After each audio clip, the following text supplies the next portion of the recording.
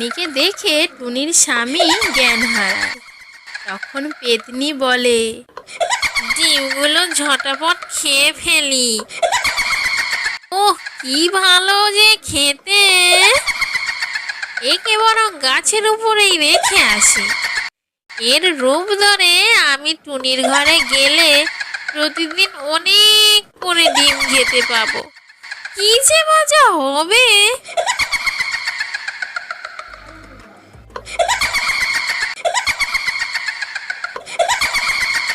বলি, গিন্নি দরজাটা খোলো, বাইরে যে কি বৃষ্টি হচ্ছে।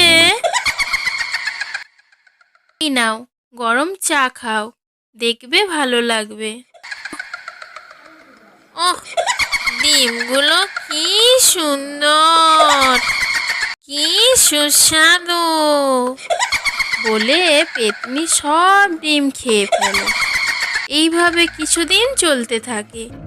একদিন টুনি বলে, হে ভগবান, কি হলো আমার সব ডিমগুলো প্রতিদিন এভাবে কে নষ্ট করে দেয়?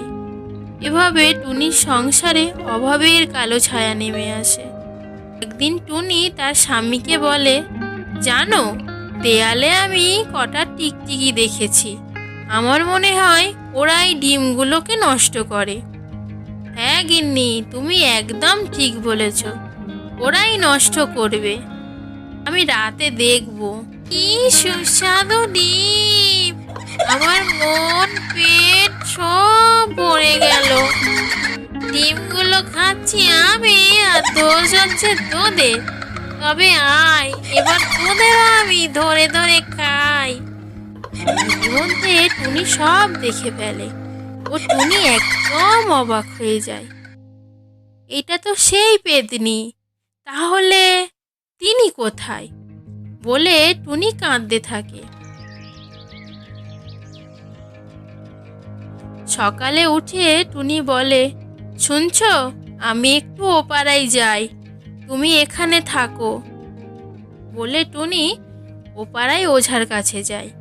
গিয়ে সব কথা খুলে বলে ও ওঝাকে তার বাড়ি নিয়ে আসে। পেতনি ওঝাকে দেখে ভয় পায়। ও নিজের রূপ নেয়। ছেড়ে দে বলছি, ছেড়ে দে, নইলে তোদের খুব বড় সর্বনাশ হবে।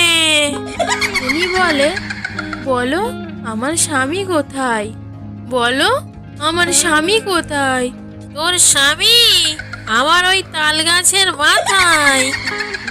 আমাকে ছেড়ে দে, তাহলে তুমি আমার স্বামীকে ফিরিয়ে দাও। ওঝা বলে, না না টুনি, এইসব পাজি পেতনিদের একটু জব্দ করা প্রয়োজন। দাঁড়াও, একে আমি বোতলে পুরে রাখবো। টুনি বলে, না, ওকে ছেড়ে দাও ওঝা দাদা, ওকে ছেড়ে দাও।